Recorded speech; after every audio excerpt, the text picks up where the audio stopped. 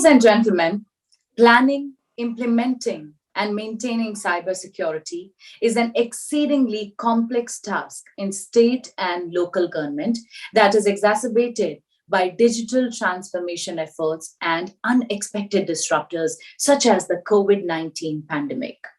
In the next panel discussion, we'll hear our experts share their inputs on reimagining cybersecurity for government organizations. I would now like to invite Shipra Malhotra, Executive Editor, Special Initiatives, ETCIO, ETCISO, to moderate the discussion. Over to you, Shipra.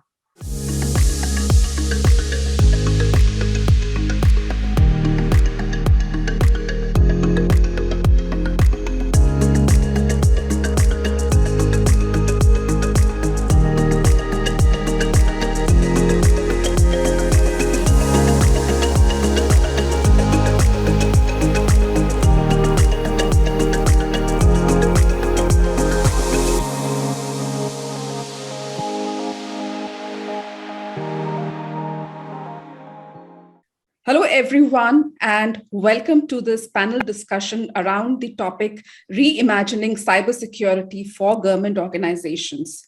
Now, just to give you the context, we all know that the COVID-19 pandemic has fundamentally changed the way we work, making hybrid work the new normal. It has increased inclination towards hybrid work model, and that continues to put public and private sectors at risk of cyber threats. Now, to mitigate the risk, public sector organizations must implement secure zero trust solutions to secure all the access across the applications, environment, and network from any user, device, and location. Cybersecurity threats are amplified by the ongoing pandemic, increasing phishing attacks, targeted attacks, disruption, distortion, and deterioration. The emergence of technologies such as IoT, and the skill shortage, insider threats, and cloud movement has posed the most significant risks for these organizations. Now, while technology advancements in cloud, IoT, and 5G offer organizations the chance to modernize their IT infrastructure, cybersecurity threats are advancing on parallel lines. The Indian cybersecurity services industry grew from $4.3 billion in 2019 to about $8.5 billion in 2021. And the Indian cybersecurity products grew from $740 million USD in 2019 to reach $1.37 billion USD last year, as per some of the reports. Our world today is built upon technology, but technology is only one component in the equation for cyber resilience. People and their potential is the critical cornerstone in building effective cyber resilience for any organization. And in today's session, we will be touching upon some of these critical aspects. So please join me in welcoming our esteemed panelists. It's a great pleasure and honor for me to introduce our panelists. I have with me Lieutenant General Dr. Rajesh Pant, National Cybersecurity Coordinator, Prime Minister's Office, Government of India. Dr. V.K. Saraswat, Member, NITI Aayog, Government of India. Ms. Mugdha Sinha, Secretary, Science and Technology, Government of Rajasthan. Mr. Amit Sharma, Advisor, Cyber, Ministry of Defense, Government of India. Dr. N. Subramanian, Senior Director, Center for Development of Advanced Computing. Mr. Gobind, Khattar, General Manager IT at Bharat Sanchar Nigam Limited. And Mr. Alain, Sanchez, EMEA CISO, Senior Evangelist, Fortinet. Welcome, everyone, and thank you so much for taking out for joining me for today's session. Now, before we start with the discussion, I would like to invite Dr. Rajesh Pant to please deliver his keynote address and his opening remarks. Over to you, Dr. Pant. Thank you, Shipra, and greetings of the day to all the attendees, and especially the esteemed fellow panelists that are here. And welcome to the third National Governance Virtual Summit. And thank you also to the team of Economic Times for having me here for this panel discussion. Now, all of you are aware of the cyber threats that are presently being faced by us. We are one of the most cyber attacked countries in the world. And in this forum, I would not like to discuss, the threats like ransomware and supply chain and how cybercrime has increased. And I would like to straight away deep dive into sharing a few thoughts as to how the government organizations now need to adapt to the new normal threats that we are facing. And the first point that I have in mind is the concept of a CISO. Now, as of today, the manner in which CISOs are appointed in government organization needs to change. We need a CISO who is technically qualified, he is trained. We just cannot have anyone picked in the organization and be made the CISO. And also the National Informatics Center, which in a way is responsible for the whole of government cybersecurity, it's not possible for them to be responsible at the user end. And when we talk of the government of India, don't forget it's not only these offices in Delhi, it is your entire DRDO labs, it is the PSUs, it is our training establishments, it is the Reserve Bank of India, it is the Department of Telecom with its large database, it's the Department of Atomic Energy, Space, Railways, and this is where the real threat lies. It is not only in the IT, the major threat lies in the OT part and the SCADA and the PLC, etc. So the CISO, coming back to the CISO, is very important. And wherever I go, including in the states, and the states also have their own data centers and their wide area networks, one of the first things I advise them is to please separate the IT from the OT. It's like the judge and jury. You can't have the same person who's implemented the network being held responsible for the security of the network. It will not work out that way. They will not reveal the vulnerabilities if ever they come out. So that is the first point I want to make, the importance of the CISO and the need to have a separate cybersecurity cell. You can have a separate IT cell, you have a separate cybersecurity cell, let it be under one person. But the cybersecurity today is a very, very specialized aspect of implementation. Secondly, after we've created a good CISO, all the personnel of that particular establishment have to be trained on developing good cyber hygiene, because the weakest link in the entire chain is the human being. And what we are finding here is that almost 60 to 70% of all attacks, when they come through phishing, just compromise one person, and then he follows that escalation of privileges and the lateral movement and trying to get the admin rights. And then he goes on, to whether he wants to extract the data or to carry out an attack, depending upon how he's weaponized it. So every person in the organization is very important, especially in government organizations, because of all the critical sectors that I mentioned earlier. So whether it is your capacity building, whether it is training, whether it is certification, whether it is practicing your CCMP, that is the cyber crisis management plans, etc., and the need to have your policies, and of course the audit, and I'll just come to the audit. Everyone connected to the internet is important and has to be made to develop good cyber hygiene. So CISO and then all personnel. Then the third is what I came to, was coming to about the cyber audit. Now, cyber audit is one of those practices which are carried out before an incident takes place. So before an incident, basically there are two major aspects, the education and awareness and the cyber audit, which can prevent the incident. So we should not always be in a reactive mode. We should try and prevent the incident either through our network resilience as well as through the cyber hygiene, etc. So the third point is to carry out a very, very serious cyber audit, because wherever we go, we find that since you have to pay for the cyber audit, he just says, okay, just tick the minimum boxes. So very recently, if you go to the CERT portal, you'll find that Government of India has introduced the minimum baselines for conduct of cyber audit. So that is the minimum that needs to be done. After that, depending upon, for example, in the financial sector, I find that they do it very seriously because they know the impact of it. Not only the loss of reputation, the loss of funds that are taking place in the cyber incidents. So that was the third point. Then I felt that the attacks in the government websites and all the establishments again start with some compromised emails.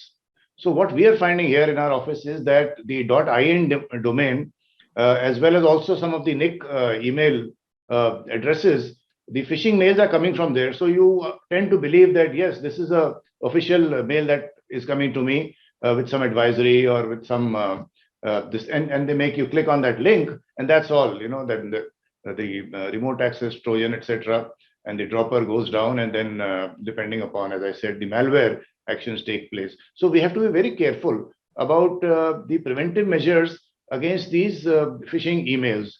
And there is both a technical aspect to it and, of course, the people aspect to it. And in the technical aspect, there are things like sandboxing, where you test it first and then it comes inside the network, or there is a concept of DMARC, etc., that can be implemented technically. So the phishing emails need to be tackled. You see, today we do not want a person to be subjected to an attack which is coming from a, let's say, a state-backed actor. So the government has to step in and take measures to ensure that our people are protected. So in that sense, we have a number of proposals in mind in terms of how we monitor the national cyberspace, how we take care of our threat, and what prediction we do. That's a separate discussion altogether. So it's both the individual's good cyber hygiene as well as the actions which the government has to take. Then, of course, these days we rely a lot on cloud-based services. So cloud security is again a very specialized subject. It is difficult to implement, but the government organizations have to be very careful about how they utilize the cloud-based services, etc. And you mentioned in your talk about zero trust architecture. That is one of the methods where you trust no one and verify everything. Basically, that is a concept. And finally, my last point is the incident reporting, because I find that a number of incidents do take place, but the reporting is not there. So I would send this message again to all the government organizations. As per the IT Act, incident reporting is mandatory. Otherwise, there is a case for taking action against you. So the importance of reporting that incident is that at least somebody else will not get attacked by the same indicator of compromise or malware, etc. So these are some of the few thoughts I thought I will share with you, especially focused only on the government sector, as far as how to reimagine the cybersecurity for the government organizations. So let me conclude by thanking ET for having me here. And I can see some brilliant people in the panel, and I will not stand between them. So thank you very much. Jai Hind. Thank you so much, Dr. Pant, for giving us a very insightful and holistic view of how we need to look at cybersecurity, how government organizations need to look at cybersecurity. In fact, one of the points that you raised about the CISO, taking that forward, if you can, talk about, what should be the two immediate key priorities of a cybersecurity leader in a government organization? And what are the biggest challenges, or rather the emerging challenges that are there in front of them? So the two challenges, one is, of course, the funding, right? Because whatever plan you want to implement for cybersecurity, it costs money. And the ballpark figure that we used to tell everyone that out of your IT budget, you spend at least 10% of it on cybersecurity. But now that in the new normal, that 10% has gone up. Because of the increased online services and the work from home and the new threats that have come in, at least for the next couple of years, you would require to spend much more than 10% on cybersecurity. So that is the first part, because unless the funds are there, then you cannot implement any plan.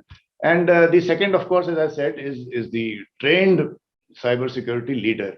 You have to understand the technologies. You have to understand that in cybersecurity, you've got two options. You can either go on the vertical of the services, or you can go in for products. And in the services, you have these managed services and VAPTs and audits, etc. And in the products, it starts from the endpoint.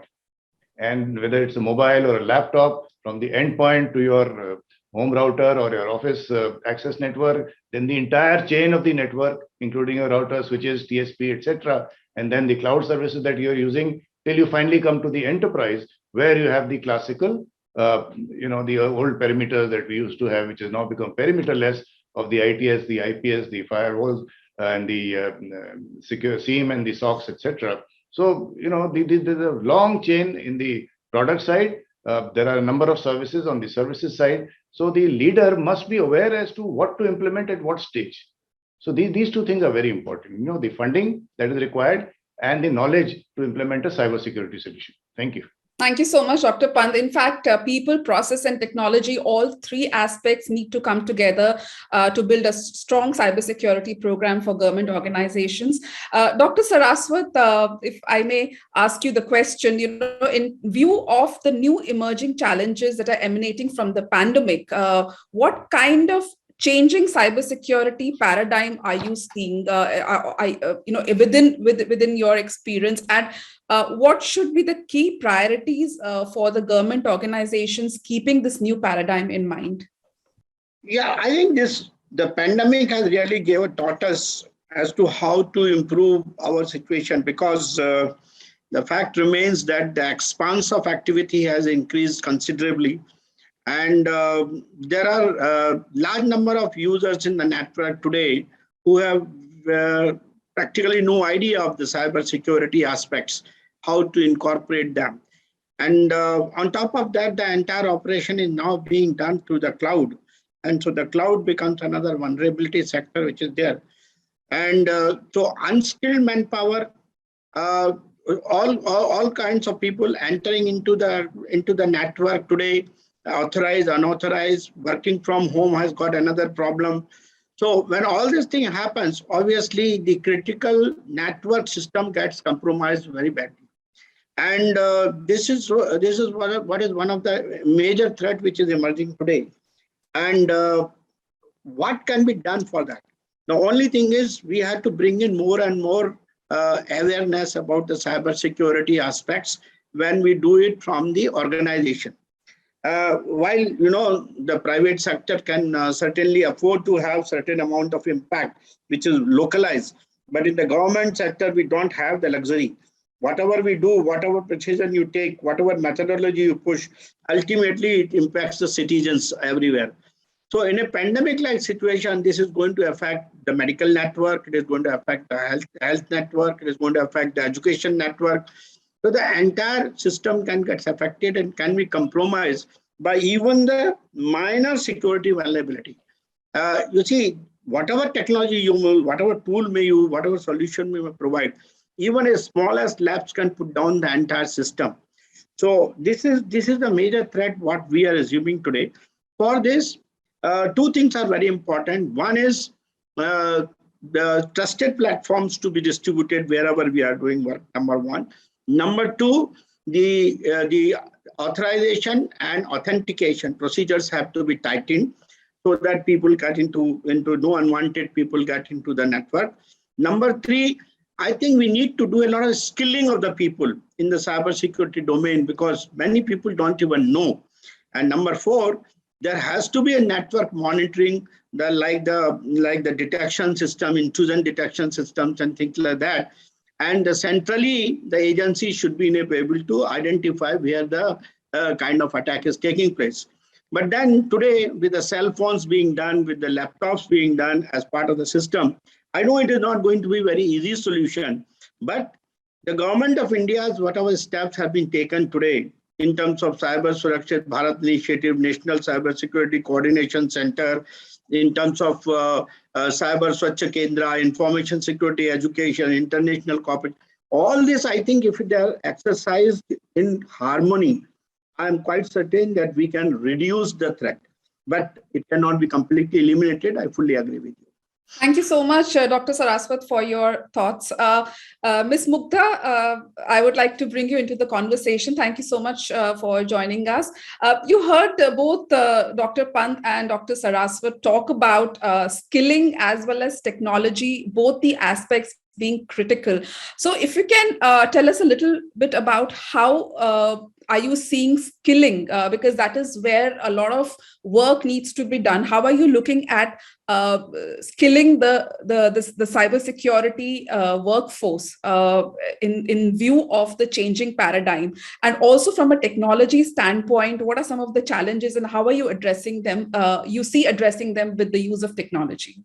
See, my role as a policy maker working in science and technology administration, how I see my job is exactly how science and technology is.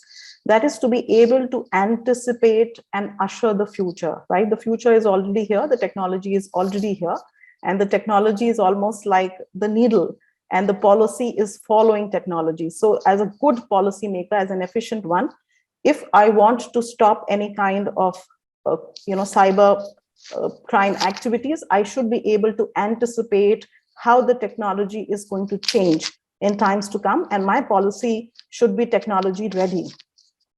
Individuals and institutions both should be in awareness of what we should anticipate. Please also understand that we live in an absolutely globalized, borderless world where internet keeps us connected in cyber reality. So earlier, also we have to make a difference between how cybersecurity is going to impact our national security, and two very relevant questions arise. Who is going to protect, who is going to be a protector of all the data that we are churning? Because today data is the new oil. So there are issues of privacy as well. So data gets hacked. It becomes a question of national security. The question is, if a data of a private bank gets hacked, does it become a question of national security for the government? Because that will decide who protects the data where. That will decide who funds the protection of the data. Also, we have to look at how the template of the IT revolution has moved. Earlier, we were talking of protection. Then there was a phase when we were talking of prevention. Today, with AR, VR, deep machine learning, how much ever skilling you will do, you are never fully prepared, right? So instead of concentrating on the health, we have to look at a bigger picture called wellness. Probably there has to be a change in thought process where governments will have to work informally with the hackers to figure out, like we do when we make policy, put it out in the public domain and figure out what are the loopholes which the government cannot see, but the citizenry is able to see. So as the Honorable Prime Minister has said, that in the 25 years to the India's centenary of India's independence struggle, we have to look at building up public citizen partnerships. So I see it as a triangle in which technology is at the center. The policymaker occupies one end of the triangle. People who outsource, that is the technology experts, because even if you skill everybody, the role of the policy maker is different from the role of the people who bring the technology, who work, because they are the experts, the people who build algorithms. So the policy makers have to sit with people who design the algorithms and plug it at that back-end level. Nothing is going to happen at the front end, because today we are talking of being able to manage offense, right? Because there are people, hackers, who are going to play offense. So we will only come into the picture when we have to defend after the attack has already happened. And that is how cybersecurity is different from conventional warfare, right? Where you can prepare, you can anticipate. But it's a huge, vast gamut. So governments have to work very closely, and citizenry, because we are now building a tripart kind of an agreement between the policymakers, the experts who bring the technology, because we can't learn everything because that's their area of specialization, and the citizenry, because we don't want a Jamtara to be played on our citizens, right? So all these three things have to work together. And as far as funding is concerned, any leakage, in my understanding, in anywhere where data of citizens of the country are concerned, will be an issue of national security. So it is very, very, very important that we invest in institutions that are doing algorithms, that we look at the back end, we sit with them, each organization, and develop niche, department-wise niche policies, niche use policies of what kind of technologies will be required in which departments and what kind of protections you will need. So policymakers will have to ultimately get skilled working with the technology experts. The technology experts will have to take the user department's feedback in designing the algorithms to be able to be absolutely foolproof. Because what happens in cyber security issues is once the thing is detected, then protection becomes easy. So after hacking, you know what to do, but not pre-hacking.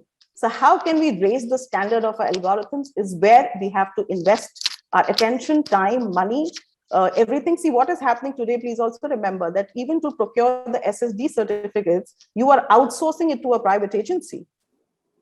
So governments have to understand the basics, but not become experts, because there is a role that the generalists have to play in connecting the dots and keeping all the stakeholders together. That is how I see my job as a policy maker, in designing policies that level the field, that are able to anticipate where the technology is moving in times to come, to be able to secure at the back end of the algorithms, working in close concert with the technicians, the algorithm makers. I think that is my take on how we can skill ourselves into building better policies for the future. Thank you so much, ma'am, for your thoughts. In fact, a very important point that you raised is about the entire ecosystem coming together to build a strong cybersecurity posture for public sector enterprises, for government organizations, and for the country as a whole. And this will include the policy makers, this will include the technology vendors, this will include the different departments, and this will include the skilling organizations. Everyone in the ecosystem comes together to build that strong posture. With that, Mr. Sharma, I would like to move to you. And the next question that I have for you is, we are seeing a lot of new technologies being adopted, especially over the last 1.5 to 2 years. Post-pandemic, we saw a huge increase in the cloud footprint. We saw as well as new digital technologies being introduced, and most of the engagement is moving digitally. So in a view of this changing paradigm, what do you see as some of the biggest challenges from your department point of view, as well as what do you see are going to be the top priorities for you going forward? Coming from a defense background, for us, one of the very imperative aspect of any deliberation is security. And when you are looking into security, we have seen a very classical model of, fortifying the defenses, everything that is there, the kind of restrictions, SOPs that are there, specifically to draft threats that are from state actors as well as from non-state actors. But what has revolutionized or what has changed in the last 2 or 3 years, that's phenomenal, because the pandemic actually pushed us beyond our conventional, areas of comforts, the areas of air gaps, the areas of, fortified defenses, because now you are looking into much inclusion of people from multitude of places, thus increasing the attack surface area. Now, this particular aspect of, bringing people along and immaterial of the physical locations, that in itself has broadened and has de facto changed the scenario of a classical fortification-based security paradigm. You are looking into new scenarios where one of the most important aspect is resilience. Probably resilience is one of the most important aspect which we often touch very little, but I feel that that's something that we need to ponder the most.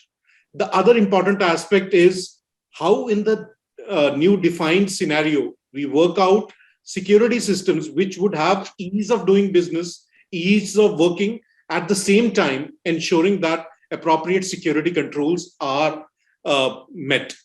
To give you an example, for example, you touched upon zero trust architecture. Now, why is zero trust architecture? The zero trust architecture was primarily because of this, liberalization of these endpoints, extending of these endpoints to multitude of areas. But as these particular attack surface areas, they have increased, so are the security scenarios and technologies to protect them. To give you a small example, we always had something called as an EDR, an endpoint detection and response kind of scenario. But now those technologies have evolved to what we call as XDR. And these do include components with regard to cloud and so. Similarly, when we are looking into a zero trust kind of an architecture, you are looking into scenarios where you are looking into limited privileges, high levels of identity management, and these aspects not just extending onto your periphery or classically bound by your firewalls and so on, but beyond that into a much lucid environment, bringing about next generation technologies. But the key aspect that has literally changed, and I wouldn't hesitate to use word paradigm shift, is inclusion of machine learning or AI specifically to deal with security. Now, the kind of events, if you see a CISO's nightmare, the quantum of, the SIEM incidents or the logs that you are managing, it's humanly not possible. And the number of attacks that are happening, they are humanly not possible for an individual or for a more efficient team to actually respond to. And that is where AI comes into the place. The speaker before me asked one important aspect, that we need to go from a preventive kind of a model or a reaction-based model to a more predictive-based model, and essentially redeploy our resources specifically in terms of prediction logic. I fully agree with that. And that's where AI works out things pretty well. But it's not just the AI, because at the same time, you are also seeing advances in the threat landscape where AI-enabled malicious threat actors are also targeting the critical information infrastructure, and specifically government sectors. And this particular aspect has revolutionized the way in which we operate. And that is where we need to evolve. The first and the foremost thing, for example, when you are looking into the people part of it, you need to, and I fully agree with General Pant, that you essentially need specialists. Cyber is one of the domains where, a classical journalist-based approach would not work. You require specialists over there so that the policy is integrated with the technology, because this is a domain which is not natural. This is a technology domain. The cyber domain itself is made of technology, and you require people to deal with it in a manner which is much more proficient. So the technology needs to be policy driven itself, and the policy makers should be fully specialist in this particular domain. The second aspect I need to suggest is focus on resilience. It doesn't matter whether you are hit by a ransomware, or whether you are hit by a global DDoS, or you are hit by a state actor in the form of an espionage event or so. But your resiliency of your organization, your BCP plans, and so on, how you revert back, how you bounce back, and take the business as usual scenario as early as possible. That is one of the key aspects you need to look into. And the third most important aspects, you are looking into new technologies such as quantum. To give you a small example, the moment quantum computing, most of our encryption, let's say, banking and everywhere, these are based on classical encryption algorithms, now based on time complexity and so on. But the moment you have quantum computers, these classical computing or encryption algorithms would not be working in that realm. You require something called as quantum resistant cryptography, or you need to look into quantum defenses. Similarly, AI, you need to venture into this. My last point is, whether we like it or not, the genie is out of the bottle. The best part is to embrace this technology and to capitalize the opportunities that it offers. Thank you. Thank you so much, Mr. Sharma. Dr. Subramanian, you heard about how the threat landscape is changing, and you yourself are witnessing that the threat landscape has widened, and there is no going back on that. And in fact, the adoption of digital technologies is only going to increase further. And that also means more opportunity for our cyber adversaries to launch attacks. So in view of that, what are some of the research areas or the technologies that are going to be a priority for you in view of how the threat landscape is changing and the way it's very dynamic? Thank you for this interesting question. So taking the lessons learned, we would call, from the post-pandemic thing. One thing is that what we otherwise would not tagged it as an asset, which is very critical. The paradigm change has happened now, because in an organization where there is a lot of IP creation, things are inside, but then you need to give access to it. And hence the architecting of the entire networking in the traditional way will not work further on. So we need to have some dynamic architecting coming into picture. As you said, the zero trust architecture is one aspect of it, coupled along with the micro authentication, which would give specific access to resource for a specific duration of time. Some of these things would help with respect to the re-architecting these scenarios. Now, coming to the specific question, what you asked about the interesting challenges and research to go further, taking further the input already given by Dr. Amit is on the quantum resilience front. Is definitely there is quite a lot of important thing that we need to take it further, because cryptography being the core, and also with respect to, is it possible for us to do analysis of data even on the encrypted data through homomorphic encryption and things like that. These are some of the important things that we need to do. And coming to the dynamism that is coming into picture from the attack front, obviously the defense and the protection method should be equally dynamic, such that it should, for example, we should be able to know the new gadgets keep coming and going into your network, and it has an impact on this threat. Do we know, do we have a barometer kind of a mechanism where you know that today's score is something like this at this moment, and then you, map the adversary's move and then try to increase the proactive security measure. So these are some of the things that one needs to work upon further. And coming to the top, the key point, as again said by, was the AI-based applications for deep mining to bring out interesting and actionable intelligence to quickly take action rather than get lost into things which are of not much of an interest is very important. I think we should also look at it from 360-degree view, not leaving alone the cybersecurity, but also the other elements like, social media and all the profiling and whatever you do, you derive intelligence from multiple sources and then try to channelize it for enhanced security. So that's it. Thank you so much, Dr. Subramanian. I would like to now come to Mr. Khattar. You heard some of the points about from the technology aspect, from the skilling aspect. How are you looking at the challenges post the pandemic within your organization? How are you addressing those? And are there any top 2 or 3 areas that you want to be focusing on over the next, let's say, 1 year or so? Thanks, Shipra. This is a very important question, and as Dr. Pant and other dignitaries has also spoken about it, cybersecurity has taken a paradigm shift with the pandemic. Now, most of the people are working from home, and always sometimes it becomes, except the essential services, all the 100% other than those people of essential services are working from home, and they are using the laptops, mobile phone, and this. So there is a quite uses of, there is too much uses of internet.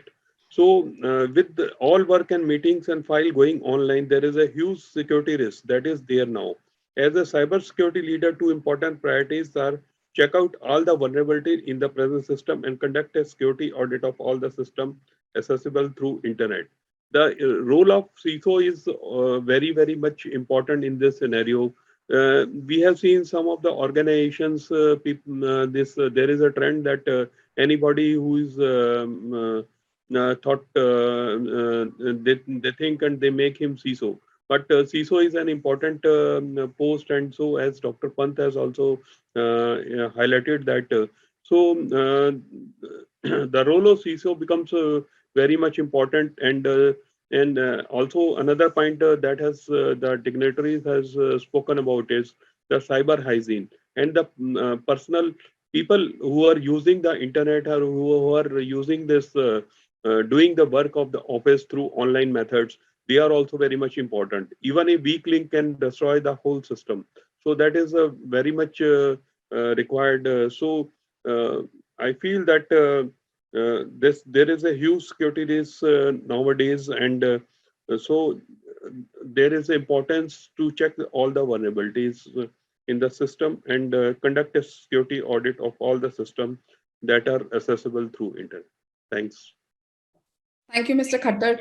Mr. Sanchez, you heard all the views from the different aspects, how government organizations need to look at cybersecurity. From your perspective, how cybersecurity, how essential is it in all the day-to-day functionalities of the government business operations? If you can talk a little bit more about that. Thank you, Shipra, and I'm very impressed by the knowledge that this esteemed panelists have shown. There is everything, basically, in what has been said. The essential view, the essential word that I think comes out of what was said, and I'm thinking of what Lieutenant General Rajesh Pant has said, the central point of the CISO, the holistic, the necessity of the regulations and the rules to be part of that. If I had to summarize all this in one word, I would say the next big challenge and objective for governments is to have a holistic view of cybersecurity. The days are gone when it was only about finding the best antivirus and then the best authentication system and then maybe the best cloud provider and then the best segmenting systems. If these systems are not thought as one and thought as designed to work together, they will lose part of their intrinsic efficiency. You need to be able to correlate what is happening on somewhere in your remote facilities that is accessing your database with something that is happening in the core of your database, with something that may happen. I think the word anticipate has been pronounced very rightly. And this ability to be holistics come down, in my view, to three attributes that are necessary, regardless of the beautiful diversity of the cloud providers and cybersecurity providers. Just for you to know, the average number of vendors in cybersecurity in one single ministry is 52.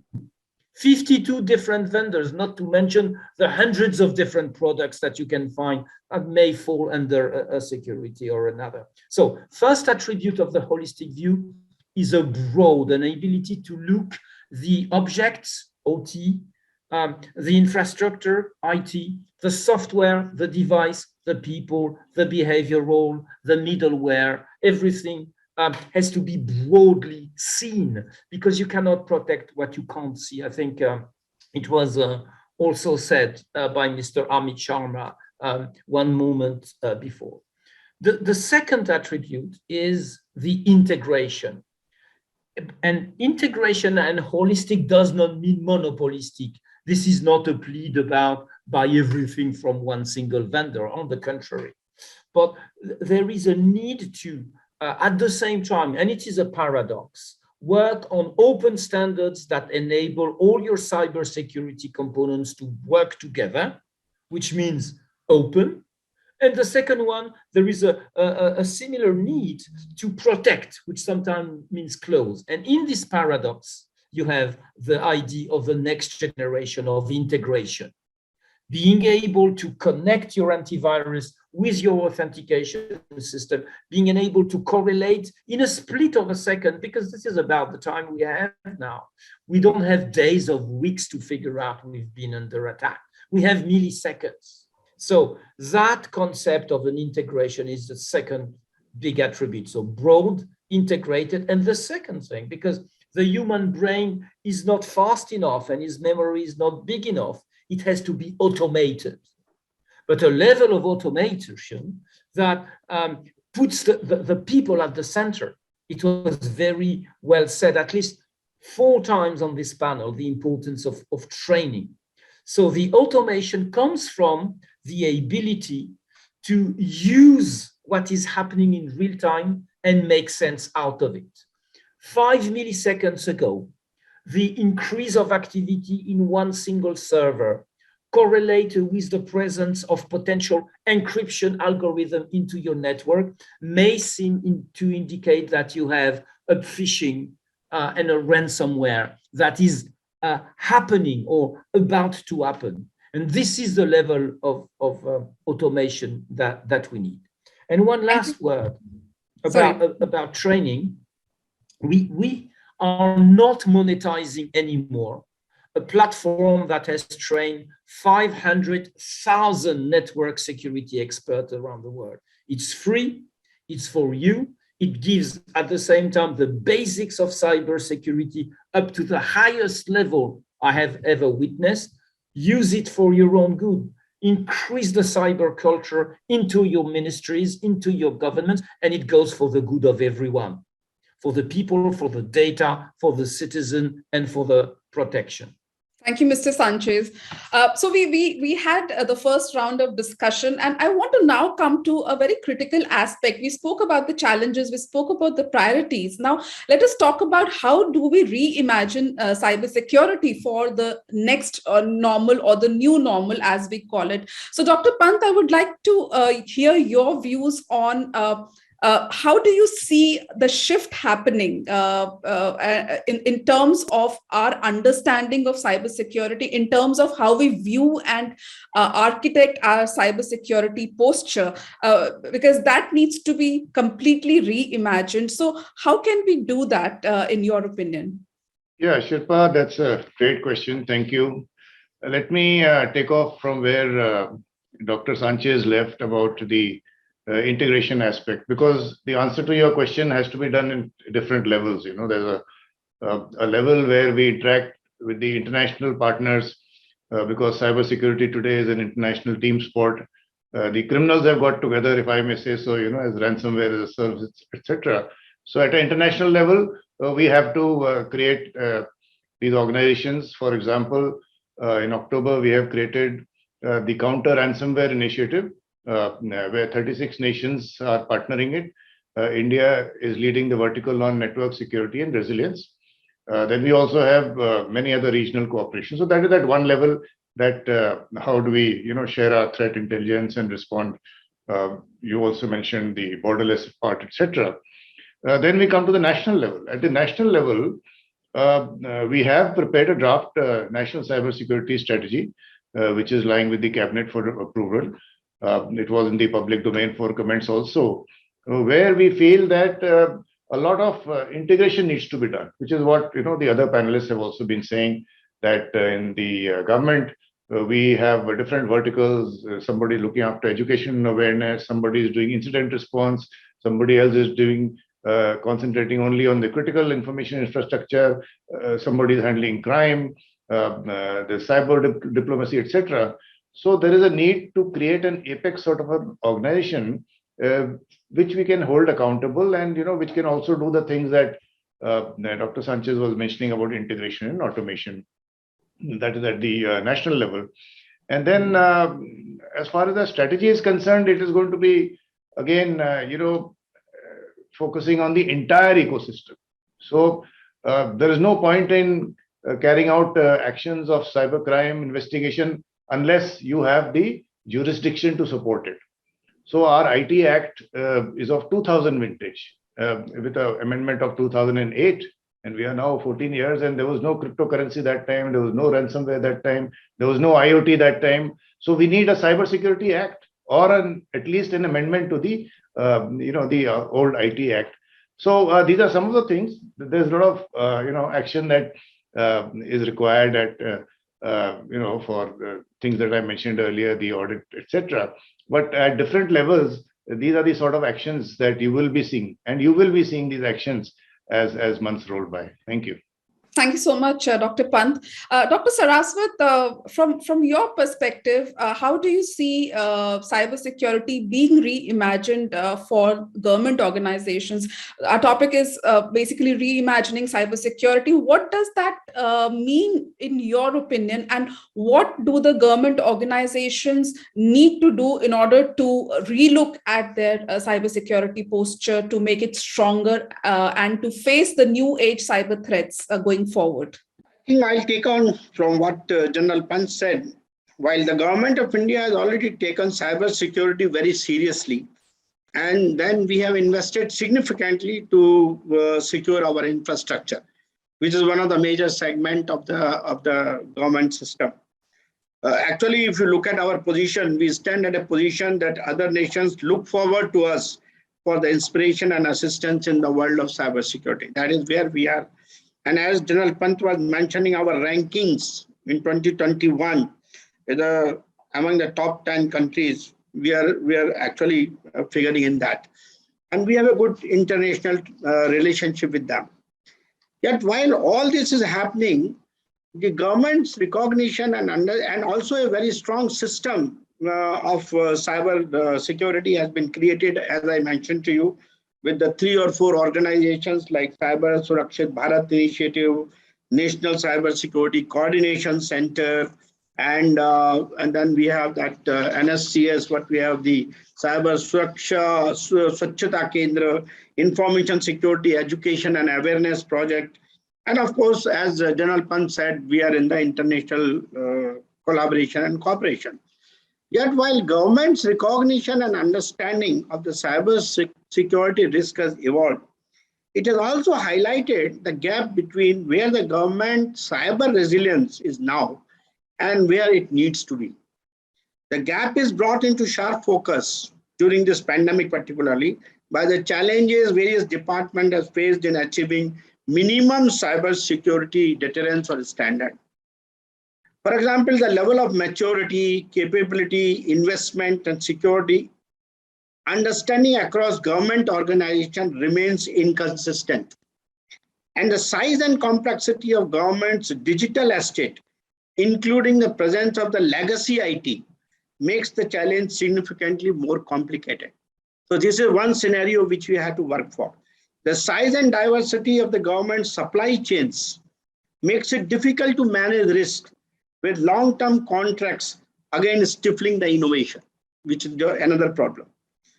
Complex governance structures like insufficient accountability, levers and incentives, as well as underdeveloped mechanisms to effectively share information and capabilities significantly impacts government's visibility of cyber risk, as well as its ability to drive change at the scale and pace which is required.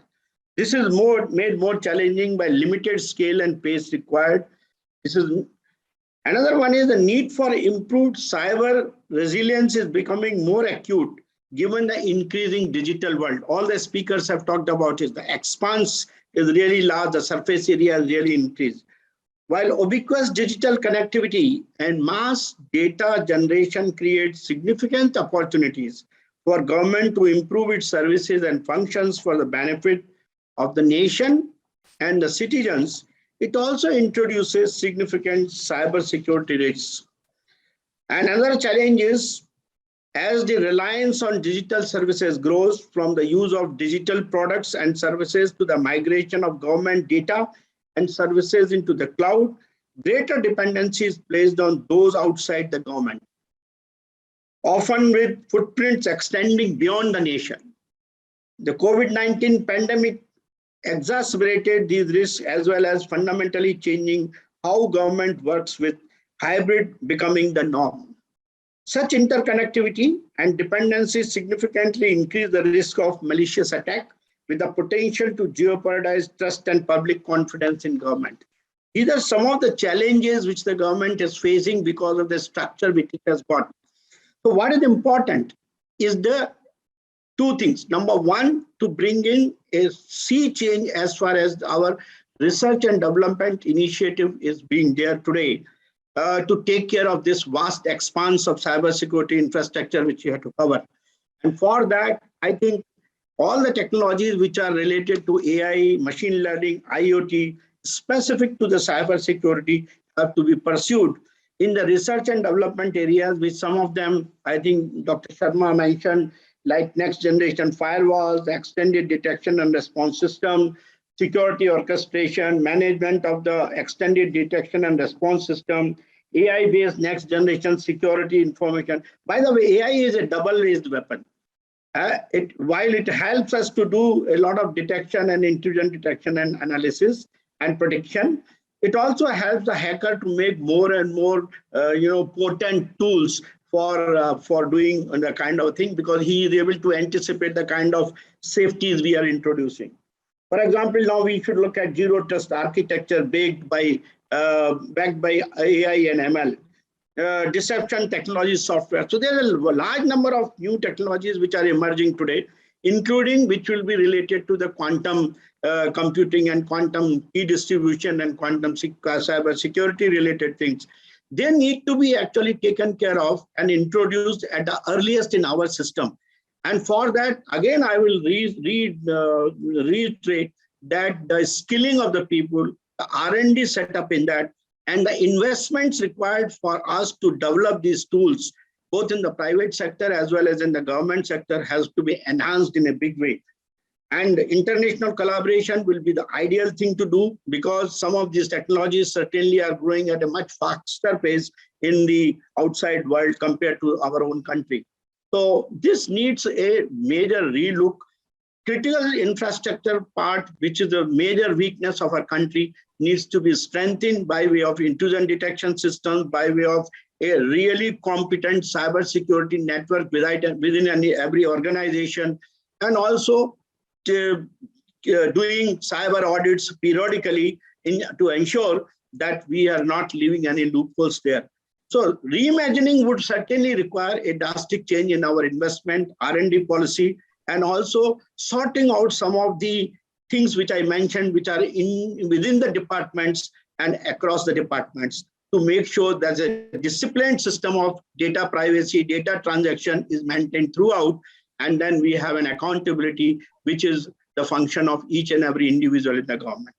Ms. Sinha, when we are talking of reimagining or re-looking at cybersecurity, government organizations definitely have to do that, because the scale and the complexity of threats is increasing, and we are seeing more and more multi-vector threats coming into the picture, and that's only going to grow. Now, when it comes to looking at re-looking at cybersecurity for government organizations, I think they need to go back to the very foundation, which is the policy. So, from a policy perspective, how do you see the whole reimagination happening, the whole reinventing of cybersecurity happening, so that it actually, whenever it moves up the ladder to other areas, it makes a difference? So, policymakers, apart from anticipating the threats, as you very rightly mentioned, multi-vector threats now, have also to be practical at the same time. So usually what we do in our department, instead of making policies, it's better to make SOPs, because those are the actionable points that need to be taken, because any which ways we are, as of yesterday, behind technology, and we have to accept that fact. So we have to move. I deeply appreciate everybody who's spoken of resilience, but we need to move from resilience to anti-fragility, because we learn from the crises that we face, the threats that happen, and then we need to factor it in. So a very important thread in seamlessly integrating the peopleware, the software, the hardware, we have to ensure that what is the glue which will bind all these things, and that glue basically is the SOP. What is one person? And ownership. Two things I will emphasize. The government departments have to take ownership, because we've got into this rut of outsourcing so much about which we don't know, because we are frankly not technical experts, and we need to accept that, but we need to work in close tandem with the technical experts and develop SOPs on a continuous learning feedback loop mechanism. That is very, very essential. And we also have to have the users in place, because we have to understand that we alone cannot be digitally literate. The people who are the users, and for the government in system of governance, it is the citizenry, which is the ultimate guzzler of technology, and the departments and the institutions and the individuals. So how are we making them digitally literate in terms of what they are required to do, what happens in case their data is compromised? So we have to even look at that. Where do they reach out? So those are the kind of SOPs that we need to make. So skilling will happen in all these areas, and somebody really needs to write down action points, because that is how we are going to. So there should be a checklist. I'm a very checklist oriented policy maker, and I find that the policies are huge, big, they give you a vision, which is good for the government. For individual departments, you need to have niche use, correctional, and also you have to remember that technology is changing very fast. Your policies should have an inbuilt fluidity. If there's something that has happened, you want to learn from the crises, you want to learn from what you have done, from your defense mechanism, immediately you should be able to build in that point in your SOP. So I would suggest that we build action points for each and every department will have different. Also, I think where the education in the government is lacking and where there is a viability gap between us not being technically experts in the subject matter in which we are dealing, is that we need to build specifications of the technology that we need to buy. I will give you just one example of the drones. There are umpteen number of drones with umpteen number of specification, but drones with certain resolutions work for certain things. What a drone which will work for, say, tourism sector, for photography, may not work for fumigation in the agriculture sector. So policy makers need to be made intelligent about specifications so that they can write intelligent tenders that beget intelligent outcomes. So when we're talking of smart governance, we are also talking of smart skilling, where the skill inputs need to go. I do not want policymakers to be made intelligent on the various kind of jargon that exists in the technical sector, because that's not my job. My job is to be able to write a good SOP. My job is to be able to write something that works practical, sitting and learning from the technologists, but also the technologists will have to sit with us and learn what are the requirements of the service providers, of the service users. So technology and instruments of technology will differ.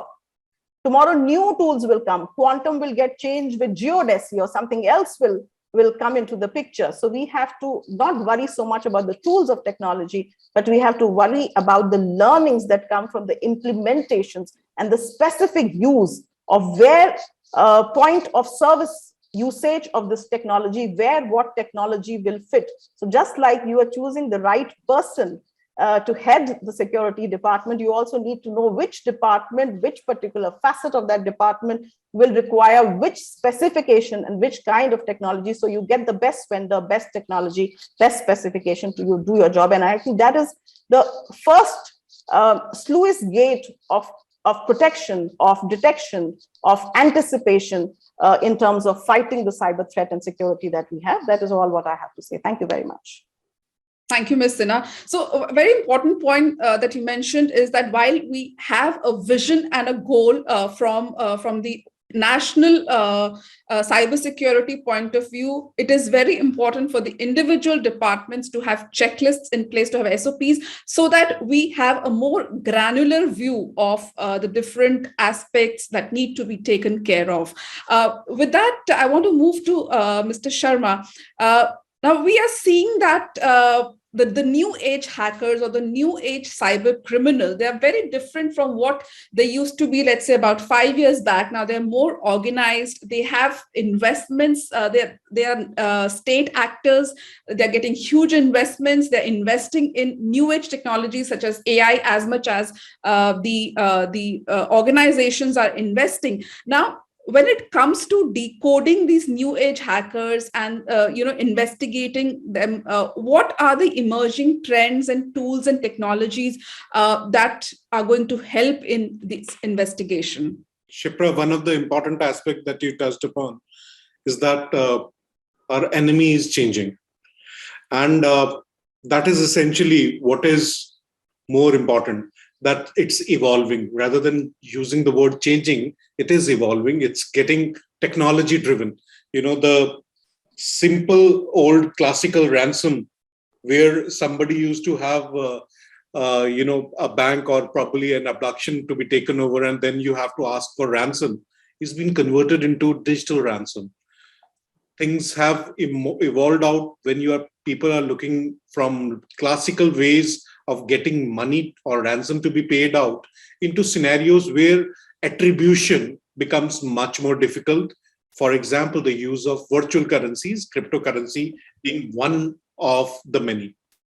Now, when you are dealing with these specialist criminals, and there is a blurring of line between what we call as state actors and non-state actors. And when I say non-state actors, I talk about quasi-state actors and so-called criminals, which essentially have links towards the state. You are looking into much more intricate scenario. Let me give you a very small example. If a couple of years back, you all heard about WannaCry. It was a ransomware that made a lot of news. But most of the people, what they never heard of was the fact that WannaCry was the outcome of a equation group leak of certain set of exploits, and the same set of exploits were, certain set of platforms were vulnerable to these set of exploits for quite some time. The moment these state actors, these systems were built for state actors, they moved into the open domain. What we saw within 6 months was WannaCry. And, everyone from a normal public, normal citizen to topmost hierarchy in the government, everyone was affected in one way or another. The scenario is evolving. You are looking into new TTPs or IOCs, new techniques, tactics, and procedures for these threat actors. They are looking into high levels of obfuscation in terms of covering their tracks. They are looking into payment scenarios which are non-attributable in nature, and virtual currencies I spoke of, that is there. But most importantly, in fact, General Pant would agree with me, one of the way in which these attackers are touching the surface area of not just the government, but also the civil scenario is its precise input. It's precise input about the individual, about the platform, about the technology. And that is how the scenario is built, so that the attack is very precise and it does its job. But as this evolution is happening, the scenario what the government needs to work out, or the civil society needs to work out, is we need to evolve our technology, we need to evolve our people, and most importantly, our processes. All these things in one way or another they need to work on a resilient architecture, and then they would only be able to, bounce back. Nobody in the world can guarantee you 100% safe and secure system. If somebody says it's 100% secure, trust me, it's a fallacy. But yes, how good you are, how resilient you are, that even in a scenario, even if there is an attack, your exposure to it, your effect on top of it, that is reduced out. So that is where what we do as causal and consequence analysis. And that should be in our approach, specifically in dealing with these threats. Thank you. Thank you so much. In fact, we all know that now it's no longer a question of whether you will be attacked or not. It's a question of when. So therefore, government organizations need to have a proper strategy in place, not only to protect and defend, but also how to bounce back and build that resilience within their strategy. So Dr. Subramanian, we are seeing multi-vector threats now coming into the picture. We are moving, in fact, even away from 5th gen attacks to 6th generation of attacks now. So, the shift in terms of the cyber criminals, how they are, what kind of new trends do you see? And therefore, what are some of the new technologies that you see that can help in mitigating those kind of attacks? Yeah, thank you. So at C-DAC, we have a pretty strong team working on cyber forensics, more from the civilian side, more from the law enforcement side. So we see a large number of concerns more from coming from the smart devices. Today, you see quite a lot of and variety of these devices and its complexity. It's not an homogeneous; it's an heterogeneous environment there. And then tracing it and tracking to see the correlation is one challenge. So that's being addressed upon. Second thing is, as I earlier also said, the social media analytics which derive need more on today, not only from natural language processing, from text information extraction and retrieval, but also techniques to do with speech analysis and multimedia forensics is one thing that's very important. And we also see growing relationship between the vehicles. I mean, when you see the cars and other advanced vehicles that are being used, and you get quite a lot of trials even in that. And you see smart cities and other environment becoming more advanced with digital technologies. So it gives us quite a lot of data sources.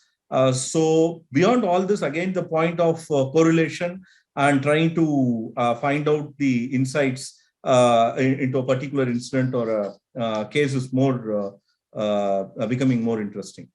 Yeah, thank you so much. So, Mr. Khattar, in your view, how do you see the new age cyber criminal and the new age threats emerging? And how are you looking at addressing those threats by developing the right kind of cybersecurity skills? And how do you look at addressing the cybersecurity skills gap within public sector organizations? Thanks, Shipra. This is a great question.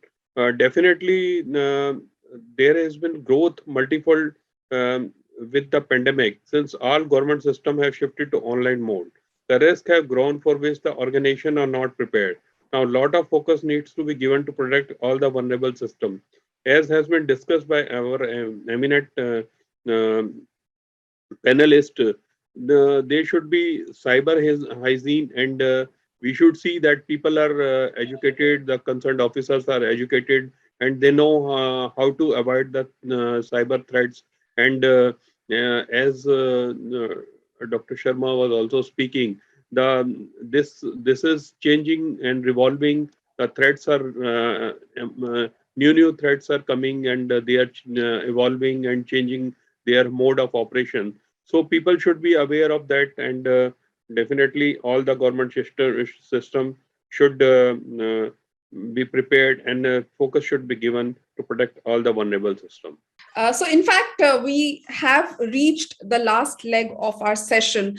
And before we wrap up and I move to Dr. Saraswat for his closing remarks, I want to take all of you to just take a few minutes to, or rather 1 minute to talk about what are your key takeaways. But before that, Alain, if you can talk about from Fortinet's perspective, where do your products, how and where do they create value? If you can highlight a few use cases from the government sector, it could be defense, finance, manufacturing, or any other sector. Thank you very much for that. I will start by giving you where the best value is, as I judge by the massive adoption of these technologies by governments over the last 24 months. The first attribute is it gives this holistic view of cybersecurity, and it enables you to put yourself as a government and your priorities at the center, and not being lost in the diversity of products and technologies and algorithms and acronyms. You put what matters to you at the center. You have the hierarchy of what you have to protect first, and you translate that into a series of pillars of cybersecurity. This is where the value I see is the most immediately useful in government. Let's take one example. One government of Europe was considering putting a very simple function of cybersecurity, which is exchanging safely files between the various governments, healthcare, education, transportation, etc. And because of the inherent segmentation, if not sometimes silo of that particular government attitude, they were struggling because there were some kind of a natural reluctancy to have one single ministry hosting a platform to transfer very safely documents within the ministry. When we bought this holistic vision of cybersecurity that puts what matters more of every single ministry at the center and then turn that into technology, the overall picture was simple to manage simple to understand, and simple to amend across the various stages of deployment. So back to your question, what do we bring? We bring this holistic view that has been massively adopted, and we bring the ability to put your agenda, your priorities, your human challenges, including education, as it was said earlier before, first at the center. And then you translate that into an architecture that by construction is a lot simpler than when you go bottom up and looking all the diversity, all the technology, and try to figure out how this can make sense to you. That would be my short answer to your beautiful question, Shipra. Thank you, Mr. Sanchez. Now, since we do not have much time left, I would like to ask each one of you about one key suggestion or one key takeaway that you would have for all the attendees listening to this session. And after that, I will move to Dr. Saraswat's closing remarks. So, Dr. Pant, if we can start with you, we'll take about 30 seconds of one suggestion from each one of you. So, Dr. Pant, over to you. So, in the new normal, there are only two mantras for survival: physical hygiene and cyber hygiene. These two things. That is all I want to say. Thank you. Thank you so much. Very well put. The physical hygiene, the cyber hygiene. Ms. Sinha, what is your one key suggestion? Just as we keep saying, don't leave your carbon footprints, be also very, very careful of where you are leaving your data footprints. Be very, very careful about that, because technology can compromise you. So be careful of what you're using, where you're using, why you're using, and be careful of free lunches, because there are no free lunches in the world. Absolutely. Mr. Sharma, your suggestion. Just a small thing, genie is out of the bottle. It's time we embrace technology, capitalize it, and take hold of opportunities, being cautious about what the threats are. Thank you. Dr. Subramanian, your one key advice for the listeners. Reclassification of the assets as sensitive and non-sensitive, and ensuring the effective newer architecture is in place. Thank you. Thank you. Over to you, Mr. Khattar, for your remarks. Yeah, I would say that there should be more public-private partnerships so as to take counter to the attacks by this evolving cyber threats. Thank you. Thank you. Alain, your view on this? Yes, my advice would be open a healthy dialogue between people in the operations, in the various parts of the government, IT and security infrastructure, and that people that are at the top. And that healthy dialogue will reach to absolutely interesting milestone in the deployment of a holistic cybersecurity vision. Yeah, thank you so much. So with that, now I would like to move to Dr. Saraswat for his closing remarks. So over to you, Dr. Saraswat. Thank you very much, and thank you all the esteemed panelists who have already covered the entire gamut of things as far as reimagining the cyber security for the government sector is concerned. But I would like to mention here that the strategy for reimagining the cyber security for the government should ensure that core government functions, from the delivery of public services to the operation of the national security apparatus, are resilient to cyber attack, strengthening the nation and cementing its authority as a democratic and responsible cyber power.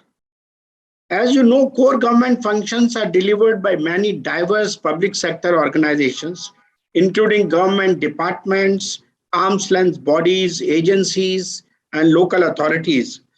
This strategy therefore considers all such public sector organizations. For this, we should pursue a central aim for government's critical functions to be significantly hardened to cyber attack, as our Honorable Prime Minister had mentioned, by 2025, with all government organizations across the whole public sector being resilient to known vulnerabilities and attack methods, and to upper limit not later than 2030. For this, the government's approach to achieving this is centered around two complementary strategic pillars, which are underpinned by a transformational proposal that unlock and drive improvements across government. The first is to build a strong foundation of organizational cybersecurity resilience, ensuring that government organizations have the right structures, mechanisms, tools, and support in place, including the SOPs as mentioned by Madam, to manage their cybersecurity risk. The second one is to defend as one, recognizing that the scale and pace of the threat demands a more comprehensive and joined up response. Government will harness the value sharing cybersecurity data, expertise and capabilities across its organizations to present a defensive force disproportionately more powerful than the sum of its parts. This will be underpinned by the establishment of a government cyber coordination center as a joint venture between the government security group, the Central Digital and the Data Office, and the NCSC. The GCCC will work to better coordinate operational cybersecurity efforts, transforming how cybersecurity data and threat intelligence is shared, consumed, and actioned across government. So with this, I can only say that while the government has made significant progress in the last 5 years, as well as the establishment of the National Cybersecurity Center, National Technical Authority for Cybersecurity, the creation of Government Security Group, and the Central Digital and Data Office has provided central leadership of cybersecurity and digital transformation at the heart of the government. And I am quite certain that if we are able to infuse a right amount of investment in the new technologies which are emerging and quite quickly jump into quantum-based technologies to part the conventional threats which are coming today into our own communication domain, in our own network domain, and also cybersecurity is backed up by the right technologies which are emerging like AI, ML and all that, and quite good SOPs being developed in all the departments while sharing the kind of information which is there on the threats. Threats are properly analyzed, threats are properly shared, data is properly exchanged. Then I'm quite certain that the resilience which we are talking of in the government systems can be achieved. And every critical infrastructure has to become a source for itself in terms of a secured kind of a fortress, which will ensure that the sum of it becomes the overall security for the government system. I would say that this panel today has given some very important suggestions. If they can be incorporated into the policy making which the government of India is planning to do, and also bring in the right skilling environment and the ecosystem for all. I'm not saying that everybody should become an expert in the cybersecurity technologies, but I think the knowledge is very important, and how to handle in case you end up into problem, that should be known to every executive in the government of India, and that will bring in the awareness and that will bring the strength as far as the cybersecurity in the government sector is concerned. Thank you very much. Thank you so much, Dr. Saraswat. And I would like to thank all the panelists for taking out time for this session. It was very insightful. And from my side, all I want to add is that when we are looking at cybersecurity among government organizations, it's no longer just about loss of revenue, of some revenue, but it's about national security. It's about impacting the whole economy, because one cyber attack can bring the whole economy down. It can impact the national security, and therefore cybersecurity needs to be looked at very seriously among government organizations, and not just from the point of detection and prevention, but also in terms of looking at cyber resilience as a whole among the government organizations. So with that, thank you so much, everyone, and have a great day.